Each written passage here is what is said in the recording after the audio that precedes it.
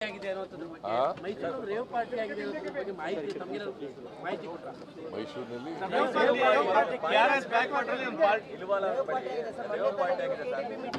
ಪೊಲೀಸ್ನವ್ರು ಕ್ರಮ ತಗೋತಾರೆ. ನನ್ನ ರೇವ್ ಪಾರ್ಟಿ ಮಾಡೋದು ಏನು ಅದೆಲ್ಲ ಪೊಲೀಸ್ನವ್ರ ಜವಾಬ್ದಾರಿ. ಪೊಲೀಸ್ನವರು ರೈಡ್ ಮಾಡಿದಾರಂತೆ, ನಾನು ನಿಮ್ಗೆ ಹೇಳಿದ್ರು SP ಅವರು ಕಾನೂನು ರೀತಿಯ ಕ್ರಮ ತಗೋತಾರೆ. ಚರ್ಚೆ ಮಾಡಿದ್ರಿ ಸರ್, ಹೌದಪ್ಪ, ಸೂಚನೆ ಕೊಟ್ಟಿದ್ದೀನಿ. ಅದಕ್ಕೆ ರೇವ್ ಪಾರ್ಟಿ ಮಾಡ್ತಾ ಇದ್ರಂತೆ, ರೇವ್ ಪಾರ್ಟಿ.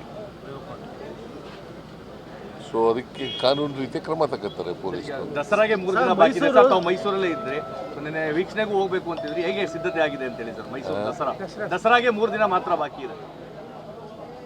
ಈಗ ನಾನು 2ನೇ ತಾರೀಕು ಬರ್ತೀನಿ, ಅವತ್ತೆಲ್ಲ ನೋಡ್ತೀನಿ ಸರ್. ಈಗ ಲೋಕಾಯುಕ್ತ ADGP ಅವ್ರ ಮೇಲೆ ಕುಮಾರಸ್ವಾಮಿ ಗಂಭೀರವಾದಂಥ ಒಂದು ಆರೋಪವನ್ನು ಮಾಡಿದ್ರು. ಅವರು ಕೂಡ ಒಂದು ಪತ್ರ ಬರೆದಿದ್ದಾರೆ, ಹಂದಿಗಳ ಜೊತೆ ಜಗಳ ಆಡೋದು ಬೇಡ ಅನ್ನುವಂಥ ಒಂದು ಪದವನ್ನು ಕೂಡ.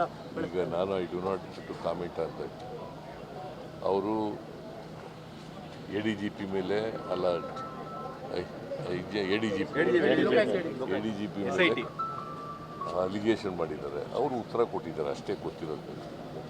ಅಧಿಕಾರಿಗಳನ್ನು ಟೀಕೆ ಮಾಡಕ್ ಹೊರಟ್ರ ಅಂತ. ಈಗ ರಾಜಕಾರಣಿಗಳಾಯ್ತು, ಈಗ ಅಧಿಕಾರಿಗಳ ಈಗ ತಪ್ಪು ಮಾಡಿಬಿಟ್ಟಿದ್ದಾರೆ.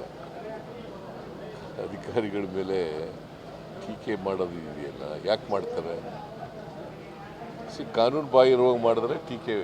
ಹಂದಿ ಅನ್ನೋ ಪದ ಬಳಸಿರೋದು ಎಷ್ಟು ಮಟ್ಟಿಗೆ ಸರಿ ಸರ್?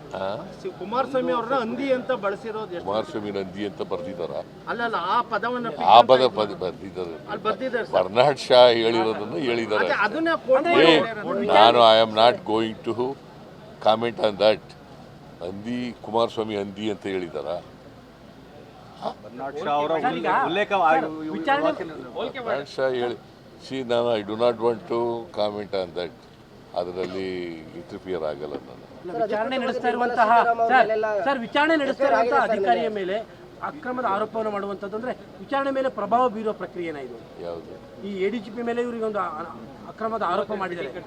32 ಅಂತಸ್ತಿನ ಬಿಲ್ಡಿಂಗ್ ಕಟ್ತಾ ಇದ್ದಾರೆ, ಅಕ್ರಮ ಮಾಡಿದ್ದಾರೆ ಅನ್ನೋದು. ನಾನು ನಿನ್ನೆ ಹೇಳಿದೆ, ಕುಮಾರಸ್ವಾಮಿ ಸ್ಟೇಟ್ಮೆಂಟ್ಗೆ ನಾನು ಉತ್ತರ ಕೊಡಲ್ಲ. ನಿನ್ನೆ ಬೇರೆ ವಿಷಯ ಇತ್ತು, ಈ ಇಶ್ಯೂನೇ ಬೇರೆ. ಅದು ಎರಡು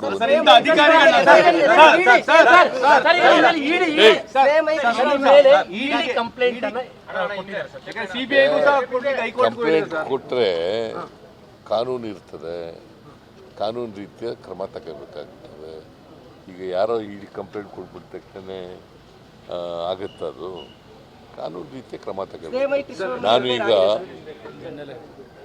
ಕೋರ್ಟ್ನಲ್ಲಿದೆ ಅಲ್ಲ, ಇದು ಲೋಕಾಯುಕ್ತ ಪೊಲೀಸ್ನವ್ರ ಹತ್ರ ಇದೆ. ನಾನು I do not want to interfere with that.